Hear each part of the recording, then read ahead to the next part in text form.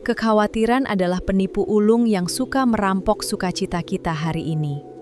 Mari simak renungan hari ini supaya iman kita dikuatkan. Hai Bapak Ibu, rekan-rekan semua yang dikasihi Tuhan Yesus, Shalom.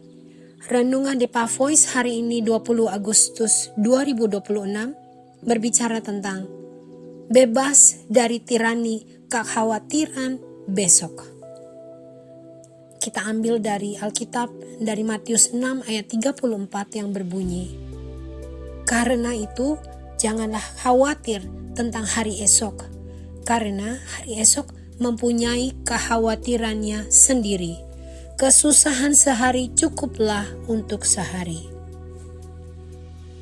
Bapak Ibu, Sobat Depa yang dikasihi Tuhan, kekhawatiran adalah penipu ulung. Kekhawatiran meminjam masalah dari masa depan yang belum tentu terjadi, lalu digunakan untuk merampok kedamaian dan sukacita kita di hari ini. Ketika kita dipenuhi kecemasan tentang bagaimana hari esok, bagaimana masa depan anak-anak, atau bagaimana kondisi keuangan kita di bulan depan, kita sedang mengizinkan hari besok menjadi tuan yang menjajah pikiran kita saat ini.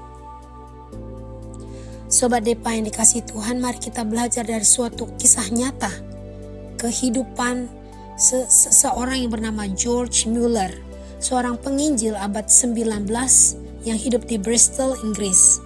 Mueller mendirikan beberapa panti asuhan besar yang merawat lebih dari 10.000 anak yatim piatu sepanjang hidupnya. Hal yang menarik dan luar biasa adalah Mueller berkomitmen untuk tidak pernah meminta sumbangan uang atau makanan kepada manusia secara terbuka. Setiap kali persediaan makanan habis, bahkan sering kali beberapa menit sebelum jam makan dimulai, Mueller hanya masuk ke kamarnya. Beliau berlutut dan menyerahkan kekhawatirannya kepada Tuhan di dalam doa. Sejarah mencatat Tuhan tidak pernah mengecewakannya. Seringkali tepat setelah doa selesai, tiba-tiba sebuah kereta roti mogok di depan panti asuhannya dan sang pemilik menghibahkan seluruh rotinya. Atau tiba-tiba saja ada orang asing mengetuk pintu membawa susu segar.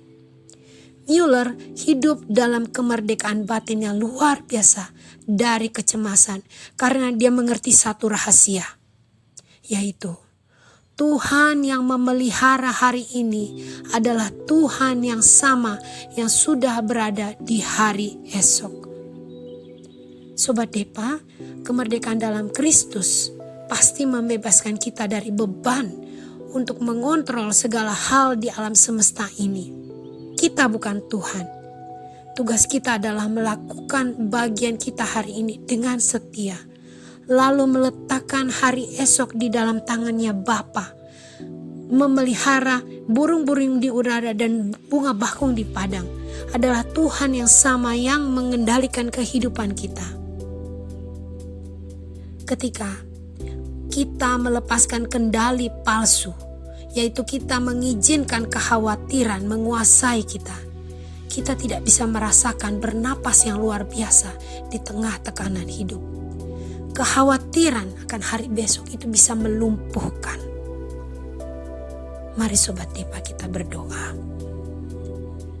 Bapa yang memelihara kehidupan ini, sekali lagi Tuhan, kami menyerahkan setiap hidup kami, bahkan ketakutan-ketakutan kami ke dalam tangan-Mu Tuhan.